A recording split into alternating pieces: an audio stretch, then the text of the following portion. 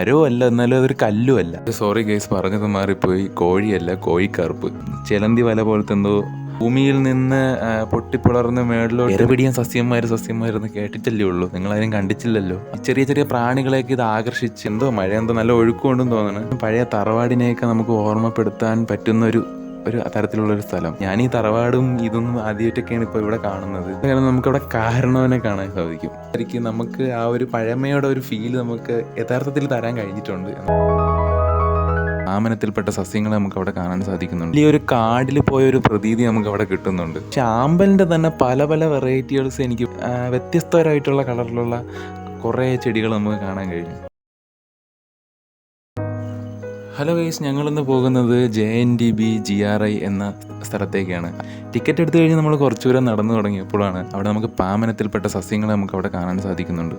കുറച്ചുകൂടെ ഉള്ളിലോട്ട് നടന്നപ്പോൾ നമുക്ക് അറിയാവുന്നതും അറിഞ്ഞൂടാത്തതുമായ പലതരം സസ്യങ്ങളെ നമുക്ക് അവിടെ കാണാൻ സാധിക്കും. അതിൻ്റെ ഇടയ്ക്കാണ് ഒരു കുളവും അതിൽ കുറച്ച് കോഴിക്കാർപ്പ് ഇനത്തിൽപ്പെട്ട സോറി ഗൈസ്, പറഞ്ഞത് മാറിപ്പോയി. കോഴിയല്ല, കോഴിക്കാർപ്പ്. അതാണ് കോഴിക്കാർപ്പിനെയൊക്കെ കണ്ടിട്ട് നമ്മൾ ഉള്ളിലേക്ക് കിടന്ന് അവിടെ കുറേ ബോർഡുകളും അതിലെന്തൊക്കെ എഴുതി വെച്ചിരിക്കുന്നുണ്ട്. നമ്മളതൊന്നും പ്രത്യേകിച്ച് വായിക്കുവാനോ ഒന്നിനും നിന്നില്ല. ഇത് പിന്നെയും ഉള്ളിലേക്ക് നടന്ന് നമ്മളങ്ങനെ പയ്യെ നീങ്ങുമ്പോൾ നമ്മുടെ അപ്പുറവും ഇപ്പുറമായിട്ട് ഒട്ടനവധി സസ്യങ്ങളും കുറേ ബോർഡുകളും അതിന് ആസ്പദമായിട്ടുള്ള അതിൻ്റെ സയൻറ്റിഫിക് നെയിമുകളും അങ്ങനെ കുറേ കാര്യങ്ങളൊക്കെ എഴുതി വെച്ചിട്ടുണ്ട്. കുറച്ചുകൂടെ മുന്നിലോട്ടെത്തിയപ്പോഴാണ് നമ്മൾ അങ്ങ് ദൂരെ ഒരു ചിലന്തി വല പോലത്തെ എന്തോ ഉണ്ടാക്കിയിട്ടിരിക്കുന്നത് കണ്ടിട്ടുള്ളത്. പിന്നെ നമ്മൾ അതും നോക്കി അവിടെ കുറച്ച് നേരം നിന്ന്. സത്യം പറഞ്ഞാൽ നമ്മളൊരു വലിയൊരു കാടിൽ പോയൊരു പ്രതീതി നമുക്ക് അവിടെ കിട്ടുന്നുണ്ട്. നമ്മളതൊക്കെ ഒന്ന് ആസ്വദിച്ച് അങ്ങനെ പയ്യെ ബോർഡൊക്കെ വായിച്ച് പയ്യെ നമ്മൾ നടന്ന് മുന്നോട്ട് വീണ്ടും നീങ്ങുകയാണ്. പിന്നെയും അതിൻ്റെയൊക്കെ ഭംഗി ആസ്വദിച്ച് നമ്മൾ മുന്നോട്ട് നടന്ന് നീങ്ങി. ഞങ്ങൾ കുറച്ചുകൂടെ മുന്നോട്ട് നടന്നപ്പോൾ അവിടെ എന്തോ ഒരു ചെറിയൊരു ഗേറ്റിലല്ല, ഒരു പ്രവേശന കവാടം പോലെ എന്തോ ഒരു സംഭവമുണ്ട്. അതിലെന്താണ് എഴുതിയിരിക്കണേന്ന് അറിയാൻ വേണ്ടി നമ്മൾ അടുത്തേക്ക് പോയി നോക്കുമ്പോഴാണ് മനസ്സിലായി അവിടെ എന്തോ ഈ ഫുട്പാത്തിൻ്റെ എന്തോ സംഭവമാണ്. അതായത് നടക്കുമ്പോൾ നമുക്ക് എന്തോ റിലാക്സേഷനോ എന്തൊക്കെ കിട്ടുമെന്നാണ് അവർ അതിനകത്ത് എഴുതിയിരിക്കുന്നത്. അതിൻ്റെ സയൻറ്റിഫിക് രീതികളൊന്നും എനിക്കറിയത്തില്ല, അതിനുള്ള സംഭവം അറിയത്തില്ല. അത്രയും കാഴ്ചകൾ കണ്ടിട്ട് നമ്മൾ വന്ന വഴി അങ്ങ് തിരിച്ച് നടക്കാൻ തന്നെ തീരുമാനിച്ചു. പിന്നെ നടന്ന് അതിൻ്റെ ഇനിയും കുറേ കാര്യങ്ങൾ അവിടെ പണിഞ്ഞുകൊണ്ടിരിക്കുകയാണ്. ഇനിയും എന്തൊക്കെയൊക്കെ വരാനായിട്ട് പ്ലാനിങ് ഉണ്ടെന്നാണ് തോന്നുന്നത്. അത് കഴിഞ്ഞ് വീണ്ടും നമ്മൾ മുന്നോട്ടേക്ക് തന്നെ നടന്നു. ഇത് നമ്മൾ ആദ്യം പോയ വഴിയല്ല, ഇത് വേറൊരു വഴിയാണ്.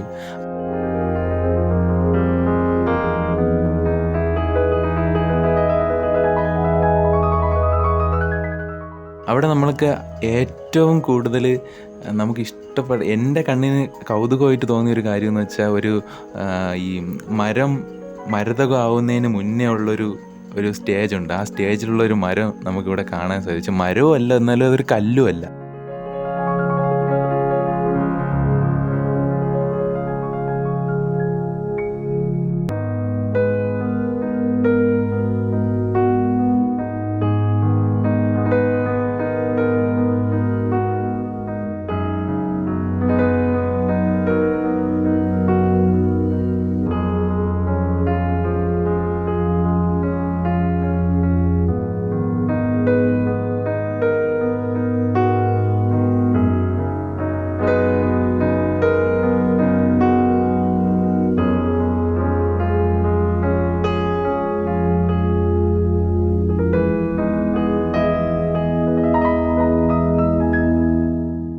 ഇവിടെ വന്നു കഴിഞ്ഞാൽ കുറേ നടക്കാനുമുണ്ട്, കുറേ കാണാനുമുണ്ട്. നമുക്കിപ്പോൾ അതെല്ലാം ഒരു വീഡിയോയിൽ നമുക്ക് എന്തായാലും കാണിക്കാൻ പറ്റില്ല.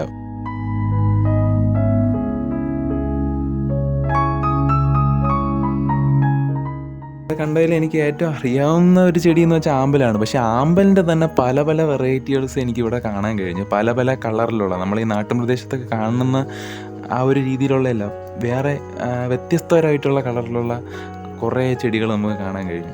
പിന്നെ അത് കഴിഞ്ഞ് കുറച്ച് മുന്നോട്ട് നടന്നപ്പോൾ നമുക്ക് അങ്ങ് ദൂരെ എനിക്ക് തോന്നുന്നത് അതൊരു ഭൂമി ദേവീനെയാണ് അവർ ഉദ്ദേശിച്ചിരിക്കുന്നത് എന്നാണ്. പക്ഷേ അങ്ങനെ തന്നെയാണ്.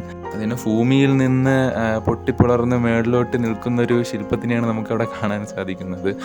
പിന്നെ അത് കഴിഞ്ഞ് കുറച്ചുകൂടെ പോകുമ്പോൾ നമുക്ക് കുറേ അധികം ഓർക്കിഡ് ചെടികളെ നമുക്ക് കാണാൻ സാധിക്കും. കുറേ അധികം എന്ന് വെച്ചാൽ കുറേ വെറൈറ്റിയിലുള്ള ഓർക്കിഡ് ചെടികളെയും പിന്നെ അതിനനുസൃതമായി വേറെ ചെടികൾ, നമുക്കൊന്നും ഇതിൻ്റെ ഒന്നും പേര് വായിക്കാനോ പോലും പറ്റാത്ത തരത്തിലുള്ള ചെടികളുണ്ട്.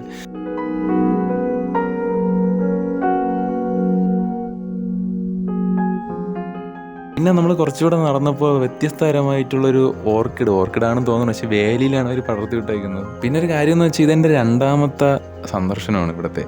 കാരണം പക്ഷെ അന്നത്തെക്കാട്ടിയും കുറേ മാറ്റങ്ങൾ ഇവിടെയുണ്ട്. അന്ന് എനിക്കിവിടെ കാണാൻ പറ്റിയ പ്രധാന ആകർഷണം എന്ന് പറയുന്നത് ഇവിടുത്തെ ഒരു ആനത്താമരയാണ്. വലിയ വട്ടത്തിനുള്ള താമര ഇലകളും അതിനനുസൃതമായിട്ടുള്ള പൂക്കളും അത് നല്ല ഭംഗിയുള്ളതായിരുന്നു. പക്ഷെ അത് ഇന്ന് ശോഷിച്ച് വരണ്ട് നിൽക്കുകയാണ്. അത് കഴിഞ്ഞ് വീണ്ടും ഫ്രണ്ടിലോട്ട് വന്നപ്പോൾ നമ്മുടെ ഈ ഇരപിടിയൻ സസ്യന്മാരെന്ന് കേട്ടിട്ടല്ലേ ഉള്ളൂ, നിങ്ങളാരും കണ്ടിട്ടില്ലല്ലോ. അതിവിടെ കാണാൻ സാധിക്കും, നിങ്ങൾക്ക് എല്ലാവർക്കും ഇവിടെ വന്നാൽ കാണാൻ സാധിക്കും. പിന്നെ നമ്മുടെ ഞാനിത് സത്യം പറഞ്ഞാൽ കണ്ടിട്ടുള്ളത് കൊച്ചിലെ ഞാൻ എൻ്റെ പാഠപുസ്തകത്തിൽ പഠിക്കുമ്പോഴാണ്. അപ്പം ഈ ഈ ചെറിയ അതിൽ കാണിച്ചു തന്നിട്ടുണ്ട്, അതിൻ്റെ ഡയഗ്രാം പോലെ കാണിച്ചു തന്നിട്ടുണ്ട്. അതായത് ഇതിനകത്ത് ഈ ചെറിയ ചെറിയ പ്രാണികളെയൊക്കെ ഇത് ആകർഷിച്ച്, ഇതിനെന്തോ സ്മെല്ലോ കാര്യങ്ങളോ എന്തോ വെച്ച് ഇത് ആകർഷിച്ച് ഇതിൻ്റെ സഞ്ചിയിൽ ഇട്ടെത്തിക്കും. അത് കഴിഞ്ഞിട്ട് അതിനകത്തൊരു ലിക്വിഡുണ്ട്. ആ ലിക്വിഡിനകത്ത് നിന്ന് പിന്നെ ഇതിനകത്ത് എത്തിക്കഴിഞ്ഞാൽ പിന്നെ ആ പ്രാണിക്ക് അവിടെ നിന്ന് രക്ഷപ്പെടാൻ പറ്റില്ല. പിന്നെ അതവിടെ നിന്ന് അത് ദഹിച്ച് ആണ് ഇതിൻ്റെ ഊർജം അല്ലെങ്കിൽ എനർജി, ആ സസ്യങ്ങൾക്ക് വേണ്ടിയുള്ള എനർജി അത് എടുക്കുന്നത്. പിന്നെ ഇവിടെ എക്സ്പെരിമെൻ്റൽ പ്ലോട്ട് എന്നൊക്കെ പറഞ്ഞ് എഴുതിയിട്ടുണ്ട്. എനിക്ക് തോന്നുന്നു എന്തൊക്കെ എക്സ്പെരിമെൻ്റലും കാര്യങ്ങളൊക്കെ നടത്തുന്ന സ്ഥലമായിരിക്കും. ഇവിടെ ഒന്നിനും തുടരുതെന്ന് എഴുതി വെച്ചിട്ടുണ്ട്.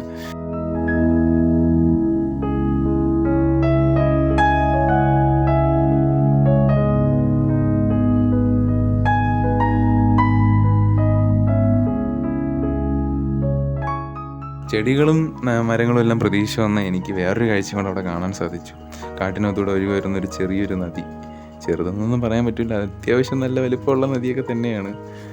എനിക്ക് തോന്നുന്നു ഇന്ന് മലമ്പ്രദേശത്തിൽ എന്തോ നല്ലതുപോലെ മഴ പെയ്തു എന്ന് തോന്നുന്നു. അതുകൊണ്ടാണ് ഈ വെള്ളത്തിൻ്റെ കളറൊക്കെ ഒരുമാതിരി ചെളി കളറായിട്ടൊക്കെയാണ് വന്നേക്കുന്നത്. അപ്പം മഴ നല്ല ഒഴുക്കുകൊണ്ടെന്ന് തോന്നുന്നു. മുന്നേ വന്നിട്ട് അറിയത്തില്ല ഇവിടെ എങ്ങനെയാണോ ഒഴുകുന്നതെന്നൊന്നും. നല്ല നല്ല കാഴ്ചകളൊക്കെ കണ്ട് മുന്നോട്ട് പോകുമ്പോഴാണ് എനിക്കവിടെ വേറൊരു സ്ഥലം കാണാൻ സാധിച്ചത്. അത്യാവശ്യം പഴയ തറവാടിനെയൊക്കെ നമുക്ക് ഓർമ്മപ്പെടുത്താൻ പറ്റുന്ന ഒരു തരത്തിലുള്ളൊരു സ്ഥലം. അവിടെയെന്ന് വെച്ചാൽ ചെറിയ അരുവിയും അങ്ങ് ദൂരെയായിട്ട് നമുക്കവിടെ ഒരു ചെറിയൊരു തറവാട് തന്നെ കാണാൻ സാധിക്കും.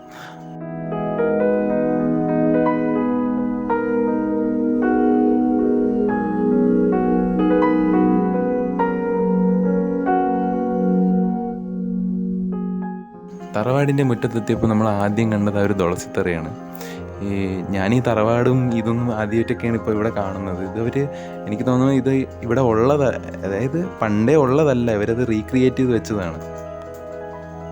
അവിടെ കാരണം നമുക്കവിടെ കാരണവനെ കാണാൻ സാധിക്കും. കാരണവൻ എന്ന് പറയുമ്പോൾ ഇത് എന്ത് മെറ്റീരിയലാണ് ഉണ്ടാക്കി വെച്ചിരിക്കണതെന്നൊന്നും പറയാൻ പറ്റത്തില്ല. എന്തോ സംഭവത്തിൽ അവർ ഉണ്ടാക്കി വെച്ചിട്ടുണ്ട്. ഒരു കാരണവനും ഒരു തുളസിത്തറയും.